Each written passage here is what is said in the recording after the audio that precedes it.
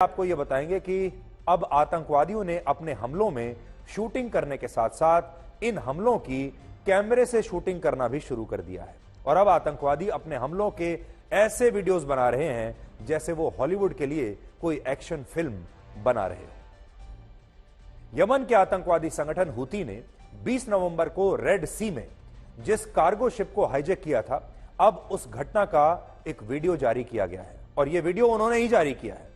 यह वीडियो आतंकवादियों के शरीर पर लगे कैमरों से रिकॉर्ड किया गया है, जिसमें वो एक हेलीकॉप्टर के जरिए इस कार्गो शिप पर उतरकर उसमें मौजूद 25 लोगों के क्रू को अगवा करते हुए साफ दिख रहे हैं और इस विशाल समुद्री जहाज को हाईजैक करके अपने साथ ये यमन भी ले जा रहे हैं।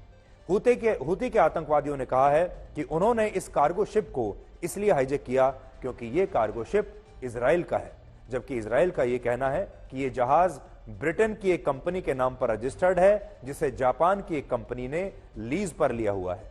लेकिन हूती के आतंकवादियों ने इजराइल की वजह से इस समुद्री जहाज को हाईजैक कर लिया। इसके अलावा जिस समय यह हमला हुआ उस समय यह समुद्री जहाज तुर्की से भारत आ रहा था और इस कार्गो शिप में यूक्रेन, बल्गेरिया, फिलीपींस और मेक्सिको के 25 नागरिक चालक दल के रूप में भी सवार थे और अब इन तमाम लोगों को हूती के आतंकवादियों से छुड़ाने के लिए जापान की सरकार अब हूती से बात कर रही है। सोचिए यह कितना बड़ा मजाक है कि जापान के विदेश मंत्रालय को हूती के आतंकवादियों से अपील करके यह कहना पड़ रहा है कि वो जहाज को और इन लोगों को छोड़ दें क्योंकि उनका इजराइल से कोई लेना देना नहीं है।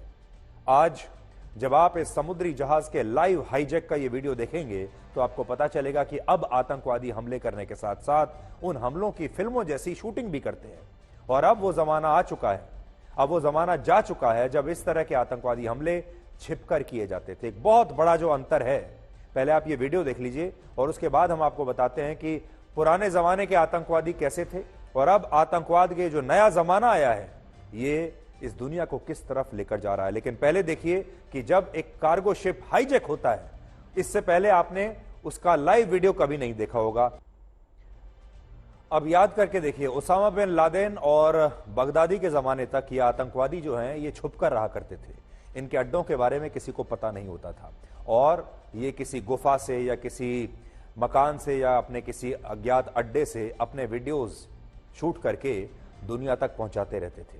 लेकिन किसी को भी ये नहीं पता चलता था कि ये हैं कहां, इनकी लोकेशन क्या है और सारे आतंकवादी हमले जो होते थे वो छुपकर होते थे और बाद में उन हमलों की जिम्मेदारी ले लिया करते थे। अब देखिए जो आज के आतंकवादी हैं ये क्या करते हैं, इन्हें छुपने की कोई आवश्यकता नहीं है। पूरी दुनिया को पता है ये आतंकवादी कौन है, इनके अड्डे कहां पर हैं, इनके हेलीकॉप्टर्स कहां खड़े हैं, इनके जहाज कहां खड़े हैं, इनके पास कितने हथियार हैं, इनका नेता कौन है, इनका नेता किस जगह पर रहता है, सब कुछ सारी दुनिया इनके बारे में जानती है। और इनकी हिम्मत अब देखिए कि जब ये आतंकवादी इस तरह का कोई हाईजैक करते हैं तो अभी अपना वीडियो बनाते हैं। सबसे पहले ये देखते हैं कि हम हमले के साथ साथ शूटिंग कैसे करेंगे। एक शूटिंग तो बंदूक से करते हैं और दूसरी शूटिंग इनके पीछे एक कैमरा चलता है जो इनकी शूटिंग करता है और फिर ये इस स्तर की शूटिंग करते हैं, ऐसा वीडियो बनाते हैं जो कि एक आपको लगेगा जैसे आप किसी हॉलीवुड की एक्शन फिल्म का कोई वीडियो देख रहे हैं और फिर ये पूरी बेशर्मी के साथ बिना किसी डर के उस वीडियो को पूरी दुनिया को जारी करते हैं और बताते हैं कि देखिए ये हमने किया है, हम करते हुए इसमें ये सब दिख रहे हैं।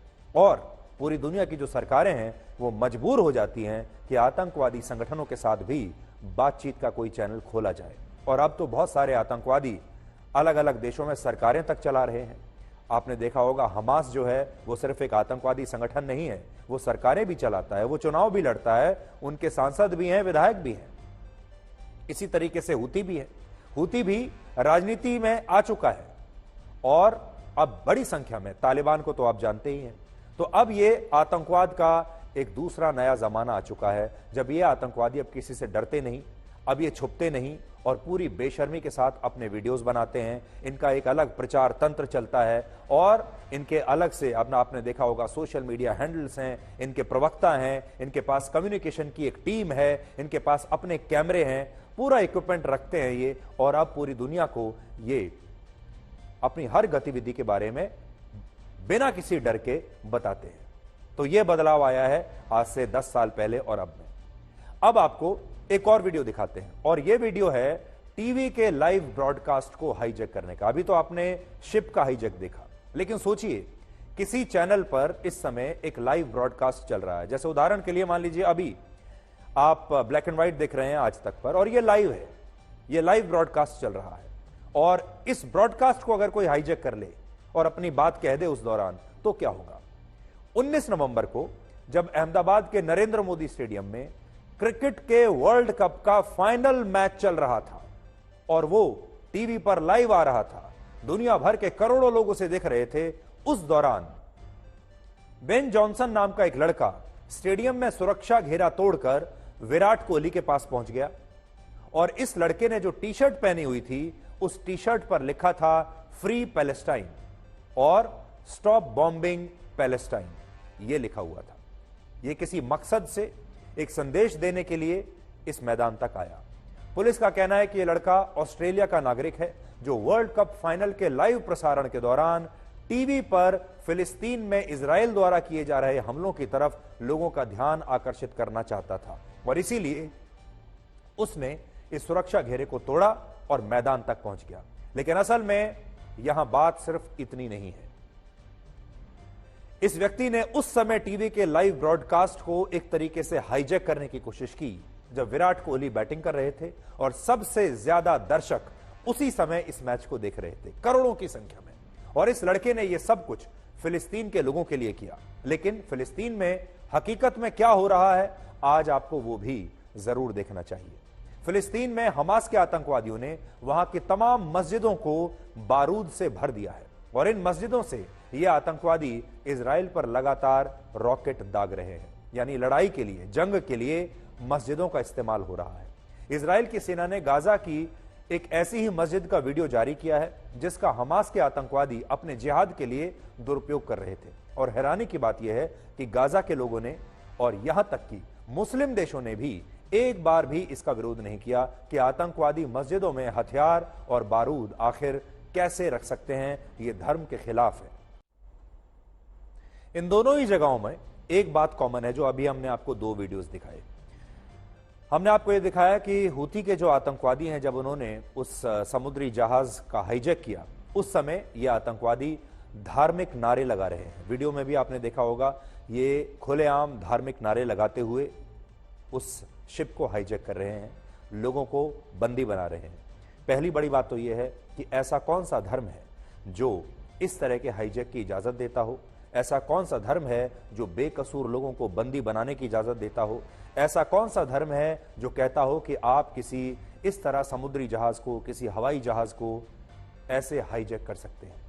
लेकिन ये सब धर्म के नाम पर हो रहा है, और ये लोग ऐसा करते समय धार्मिक नारे भी लगाते हैं। दूसरा, अब जब आप ये देख रहे हैं, ये सारे आतंकवादी जब अंदर जा रहे हैं, ये धार्मिक नारे लगाते हुए, चिल्लाते हुए इस शिप में अंदर जा रहे हैं। दूसरा, अभी हमने आपको मस्जिद का वीडियो दिखाया। ऐसा कौन सा धर्म है? अब आप देखिए कि मस्जिद धर्म का सबसे पवित्र स्थल होता है, और उस स्थल को अगर बेकसूर लोगों की जान लेने के लिए इस्तेमाल किया जा रहा है, अगर वहां पर हथियार रखे जा रहे हैं, तो क्या इससे किसी की धार्मिक भावनाएं आहत नहीं होती? ये 2 बहुत बड़े पॉइंट हैं। और इस समय की एक बहुत ही बड़ी खबर यह है कि इजराइल और हमास के बीच चल रहे युद्ध को रोकने के लिए इजराइल की सरकार और हमास के आतंकवादी एक समझौता करने के लिए तैयार हो गए हैं, और वो इस समझौते के बहुत ही करीब है। और अगर यह समझौता हो गया तो इजराइल गाजा में सीज फायर को लागू कर देगा, और हमास इजराइल के बंधक जो हैं, जिन लोगों को उसने बंधक बनाकर रखा हुआ है, उन बंधकों को हमास के आतंकवादी छोड़ देंगे। तो ये एक बहुत बड़ी खबर इस समय हम आपको बता रहे हैं, और हो सकता है कि ये जो ऐलान है समझौते का, या तो आज रात हो जाए और या फिर कल हो जाए। लेकिन इस तरह की खबरें आ रही हैं कि अब इजराइल की सरकार और हमास के आतंकवादियों के बीच में समझौता हो रहा है, और ऐसा कहा जा रहा है कि यह समझौता कराने वाला जो देश है वो है कतर। कतर एक बिचौलिए की तरह इस बीच में आया, ऐसे सूत्र बता रहे हैं। और अब इन दोनों पक्षों के बीच में समझौता हो सकता है। समझौता यह होगा कि अगर इजराइल की सेना गाजा में बमबारी रोक देती है, तो फिर हमास के आतंकवादी इजराइल के बंदियों को छोड़ देंगे। अब बड़ी बात यह है कि अगर यही बात होनी थी और इन बंदियों को छोड़ना ही था तो हमास के आतंकवादी पहले दिन ही इन बंदियों को छोड़ सकते थे और कह सकते थे कि आप इस युद्ध को रोक दीजिए, हम आपके बंदी छोड़ देते। अगर हमास के आतंकवादियों ने इजराइल के इन बंदियों को छोड़ दिया होता तो जो गाजा में लगभग 13-14 हजार लोग मारे गए हैं, उन सब की जान बच जाती।